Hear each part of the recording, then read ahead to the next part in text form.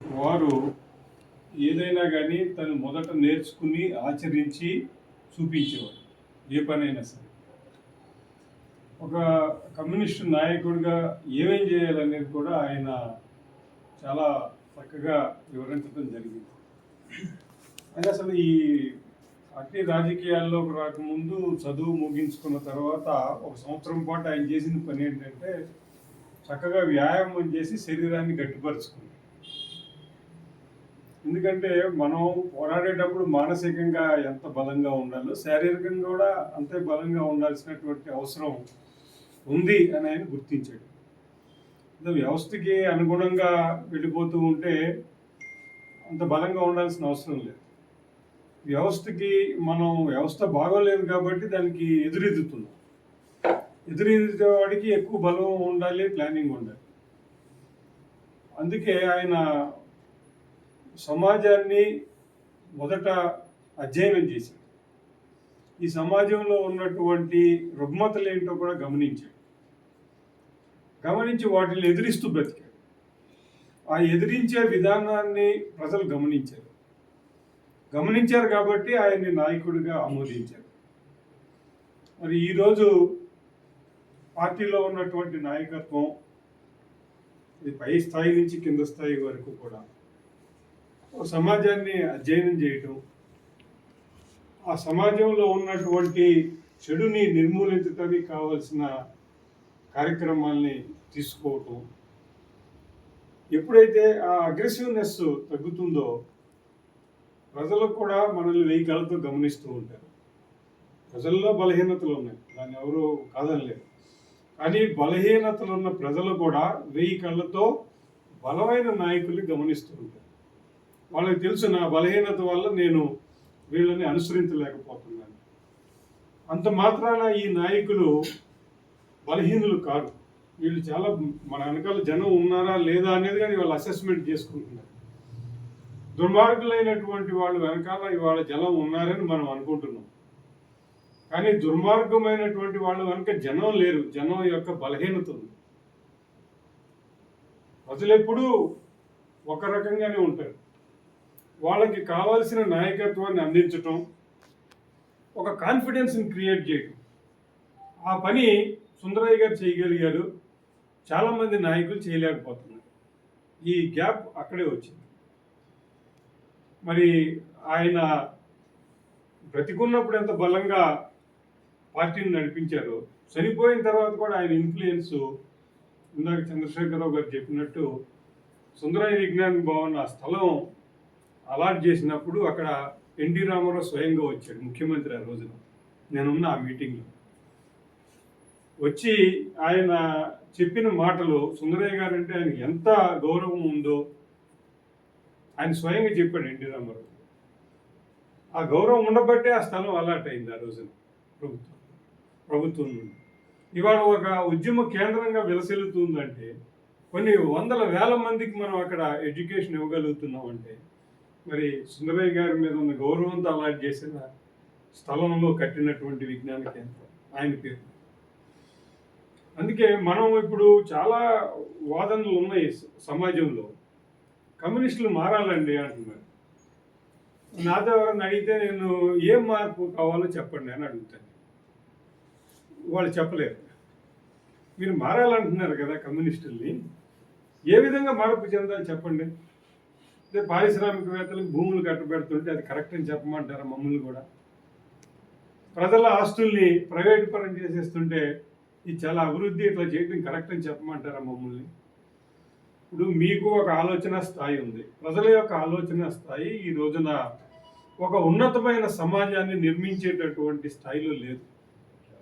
వాళ్ళ బలహీనతలు, నమ్మకాలు, మూఢనమ్మకాలు, దురాచారాలు, ఇవన్నిటి ప్రభావం దాన్ని ఇంకా ఎక్కువ చేసేటటువంటి రాజకీయ నాయకులు ఎక్కువై దేశం మొత్తాన్ని కూడా కలుషితం చేయడానికి కంకణం కట్టుకున్నటువంటి పరిస్థితుల్లో మరి కమ్యూనిస్టు నాయకులు ఏ విధంగా దీన్ని ఎదిరించాలంటే, సుందరయ్య గారు అనుసరించిన విధానాలను కనుక పరిశీలించి లేకపోతే అధ్యయనం చేసి ఆయనలాగా కనుక తయారు కాగలిగితే కొంతలో కొంత తప్పకుండా ప్రజల్ని ప్రభావితం చేసేటటువంటి పరిస్థితికి కమ్యూనిస్ట్ నాయకత్వం చేరుకుంటుంది. అది ముఖ్యంగా మనం సుందరయ్య గారి వర్ధంతి. ఈరోజు పార్టీ ఒక టాపిక్ తీసుకుంది, డీలిమిటేషన్. అక్కడ మీటింగ్ జరుగుతుంది. సరే, మనం ఇక్కడ మీటింగ్ పెట్టుకున్నప్పుడు అదే టాపిక్ని రిపీట్ చేయకుండా అసలు నాయకత్వం ఏ విధంగా రూపుదిద్దుకోవాలి, నిస్వార్థమైనటువంటి, కల్మషం లేనటువంటి, ఒక దృఢ సంకల్పంతో నమ్మిన సిద్ధాంతం కోసం ముందుకు వెళ్ళే నాయకత్వం కావాలి. అటువంటి నాయకత్వం ఇవాళ ఎంతమంది నాయకులు ఉన్నారు మనకి అనేది పార్టీలో కూడా మనం ఒకసారి ఇంట్రాస్పెక్షన్ చేసుకుంటే నాయకత్వం కొరత కూడా కనిపిస్తుంది. నాయకులు ఎక్కువ మంది ఉండొచ్చు, కానీ సరైన దిశగా ముందుకు వెళ్ళేటటువంటి నాయకత్వం మనకి ఈ రోజున మొత్తం దేశం మొత్తం మీద కూడా కొంత లోపం ఉంది. దాని ఫలితమే ఇవాళ పునాదుల నుంచి కూడా కొంత పార్టీ బలహీనపడుతుంది. ఎప్పుడైతే పార్టీ బలహీనపడిందో పార్టీ అనుబంధ విభాగాలు కూడా బలహీనపడుతుంది. ఒక టైంలో నాకు యూనియన్లో ఒక 14 మంది ఎగ్జిక్యూటివ్ మెంబర్లు, ఒక 5 మంది ఆఫీస్ బేరర్లు కావాల్సి చూస్తే ఒక 4 దొరకలన్నారు. ఎందుకంటే ఎవరిని పడితే వాళ్ళని తీసుకుని యూనియన్ నడిపించలేదు. నిజాయితీగా గట్టిగా పనిచేసేవాళ్ళు, సాక్రిఫైస్ చేయగలిగిన వాళ్ళు 2000 మంది ఆఫీసులో నేను భూతత్వం వేసి ఎదిగితే ఒక 4 వేకెన్సీస్ పెట్టాల్సి వచ్చింది. అట్లాగే ఉంచేశారు, ఖాళీగా ఉంచేశారు. కానీ నేను ఎవరిని పడితే వాళ్ళని తీసుకోవాలి. అందుకే సిద్ధాంత రీత్యా పటిష్టంగా ఆలోచించగలిగి మన స్థాయికి, ఇప్పుడు కమ్యూనిస్టులు అంటే మామూలు ప్రజల స్థాయి కంటే ఒక అడుగు పైనే ఉంటారు. మనకు అందుకే పరిమితులు ఉన్నాయి. మన స్థాయికి ప్రజలను తీసుకురావాలా, ప్రజలు బలహీనతలతో కూడినటువంటి మనస్తత్వం ఉన్న ప్రజల స్థాయికి మనం వెళ్ళాలి. ఇది ఒక ప్రధానమైనటువంటి ప్రశ్న. కాబట్టి ప్రజల్ని మన స్థాయికి తీసుకొచ్చేంత వరకు సహనంతో మనం ఎడ్యుకేషన్ ప్రోగ్రామ్స్ తీసుకుంటాం, కానీ వాళ్ళ సమస్యల పట్ల చిత్తశుద్ధితో మనం పోరాటం చేయటం కానీ కావాలి. ఇవాళ చాలా కష్టమైనటువంటి పని అది. ఒక ఎగ్జాంపుల్ చెప్తాను. ఒక గెజిటెడ్ ఆఫీసర్ నా దగ్గరికి వచ్చి ఒక ప్రాబ్లం చెప్పాడు. అప్పుడు నేను ఏజీ ఆఫీస్ యూనియన్లో ఉన్నప్పుడు ఆయనకి house building advance first installment ఇచ్చేది, సెకండ్ ఇన్స్టాల్మెంట్ పెండింగ్ పెట్టి కూర్చుంటారు. మరి అక్కడ వర్క్ అయిపోతుంది. వచ్చి ఒకసారి మాట్లాడి నాకు అది రిలీజ్ చేయించమని ఆపిందేదో కింద స్థాయి అధికారులు. నాకేదో ఆ రోజు అకౌంటెంట్ జనరల్తో మీటింగ్ ఉండి నేను అడిగాను, ఏంటి ఇట్లా హౌస్ బిల్డింగ్ అడ్వాన్స్ ఒక ఇన్స్టాల్మెంట్ ఇచ్చిన తర్వాత 2వ ఇన్స్టాల్మెంట్ ఆపటం ఏంటి, ఏదన్నా మొదట్లో ఆపారంటే అర్థం ఉంది, ఒకసారి శాంక్షన్ అయిందని ఎందుకు ఆపుతున్నారని అడిగితే ఏంటని అడిగాడు. ఇట్లా పెండింగ్లో ఉంది ఫలానా, నిజమా అని చెప్పి ఆపిన అధికారిని పట్టుకుని చెడమడ అకౌంటెంట్ జనరల్ క్లాస్ పీకి ఇమీడియట్గా శాంక్షన్ చేయాలి. ఆయన వెళ్ళిపోయిన తర్వాత ఏం చేశాడు, నన్ను పిలవాల, ఆ క్యాండిడేట్ని పిలిచాడు. పిలిచి శాంక్షన్ చేస్తూ, నువ్వు నన్ను రిక్వెస్ట్ చేసుకుంటుంటే నేను అక్కడే చేసేసేవాడిని కదా అంటాడు. అంటే ఆయన, నేను అడిగాను సార్ మిమ్మల్ని, మీకు గుర్తులేదని అంటాడు ఈయన. నువ్వు ఆ నాగేశ్వరరావుతో ఎందుకు చెప్పావు నువ్వు, ఆయన పోయి అకౌంటెంట్ జనరల్తో చెప్పాడు, నాకు చివాట్లు పండి. అంటే నాగేశ్వరరావుతో నేను చెప్పలేదు సార్. ఒక గెజిటెడ్ ఆఫీసరు, ఒక లెవెల్లో పనిచేసేటటువంటి ఆఫీసరు, నేను అసలు యూనియన్కి చెప్పలేదు సార్. అటువంటి మెంబర్స్ని కూడా నాకు ఎక్స్పీరియన్స్ ఉంది. ఈ రోజున మీరు కొంతమంది ప్రజల తరపున బలంగా పోరాడుతూ ఉంటే ఆ ప్రజలు అబ్జర్వ్ చేస్తూ మాకు సంబంధం లేదన్నట్టుగా మా చేతికి మడ్డంటకూడదు, ఫలితం వస్తే మాత్రం అనుభవించాలి, ఈ రకమైన మనస్తత్వం కూడా ప్రజల్లో ఉంది. కానీ వాళ్ళని కూడా బలోపేతం చేసి మన స్థాయికి తీసుకున్నారు. బాబు, మనకి ఏదైనా కావాలంటే సాక్రిఫైస్ చేయాలి, పోరాటంలో పాల్గొనాలి, వస్తే ఫలితం అందరం కలిసి అనుభవిద్దాం. ఈ రకమైనటువంటి మనస్తత్వాన్ని మనం ప్రజల్లోకి తీసుకువెళ్తున్నాం. కాబట్టి నాయకత్వం ఏ విధంగా ఉండాలి అనేది కూడా సుందరయ్య గారి జీవిత చరిత్ర చదివినా, ఆయన చేసిన పనులు, ఆయన ఎంత బలంగా వ్యతిరేకించాడు దుర్మార్గమైనటువంటి పద్ధతుల్ని, అది మనం ఒకసారి గుర్తు చేసుకుంటే నాయకత్వం మానసికంగా బలంగా ఉంటుంది. అట్లాగే ఒక శారీరక వ్యాయామం కూడా ఒక కమ్యూనిస్టు జీవితంలో భాగంగా ఆయన ఉదహరించారు.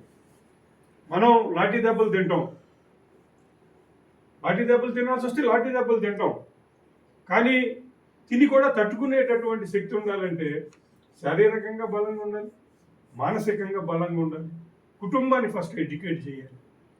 ఇప్పుడు కమ్యూనిస్టుల కుటుంబాల్లో కమ్యూనిస్టుల పిల్లలు ఆ దారిలో వెళ్ళట్లేదు. దానికి కారణం ఏంటంటే మనం కుటుంబ సభ్యులతో కలిసి మీటింగులు పెట్టుకోవట్లేదు. ఇవి చిన్న చిన్న విషయాల్లా కనిపిస్తాయి, కానీ ఇవి పునాది నుంచి బలంగా మనం ఎదగాలంటే కామ్రేడ్ సుందరయ్య గారి జీవితాన్ని ఆదర్శంగా తీసుకుని ఫస్ట్ ఆయన జీవిత చరిత్ర చదవాలి. చదివి ఒక్కొక్క పేజీ కులంగా ఒక నవల చదివినట్టుగా కాకుండా ఒక సైన్స్ చదివినట్టుగా దాన్ని మనం కనుక అధ్యయనం చేస్తే మనం బలంగా తయారవుతాం, సంతృప్తిగా బ్రతకగలుగుతాం. సంతృప్తిగా అంటే విలాసవంతంగా కాదు, డబ్బులున్నా లేకపోయినా సంతృప్తిగా ఆనందంగా బ్రతకగలగాలి అంటే సుందరయ్య గారి జీవిత చరిత్ర చదివి ఆయన అడుగుజాడల్లో మనం ముందుకు వెళ్ళగలిగితే తప్పకుండా పార్టీ బలంగా తయారవుతుంది. ఒకసారి పార్టీ బలంగా తయారైన తర్వాత జియోగ్రాఫికల్ ఉంటుంది చూడండి, 2, 4, 4, 6, 6, 8 అవడానికి టైం పట్టొచ్చు, కానీ 8, 16, 32 ఆ విధంగా పెరుగుతుంది పార్టీ. ఈ దుర్మార్గమైనటువంటి వ్యవస్థ గురించి ప్రజలకు ఎంతో కొంత అవగాహన ఉంది, కాకపోతే వాళ్ళ బలహీనతలో వాళ్ళు దాన్ని తెంచుకుని ముందుకు రాలేకపోతున్నారు. ఆ ఏర్పాటు చేయాల్సింది పార్టీ. మరి పార్టీ ఏర్పాటు చేయాలంటే నాయకత్వం బలంగా తయారవ్వాలి. నాయకత్వం బలంగా తయారయ్యాలంటే సుందరయ్య గారు లాంటి నాయకుల జీవిత చరిత్రను చదివి అధ్యయనం చేసి సాక్రిఫైస్ చేస్తూ మనం ముందుకు వెళ్లాల్సినటువంటి అవసరం ఉందని ఈ 41వ వర్ధంతి సందర్భంగా నేను గమనించిన విషయాలను మీతో షేర్ చేసుకుంటూ నాకు ఈ అవకాశం ఇచ్చినందుకు నేను ధన్యవాదాలు తెలియజేస్తూ సెలవు తీసుకుంటాను.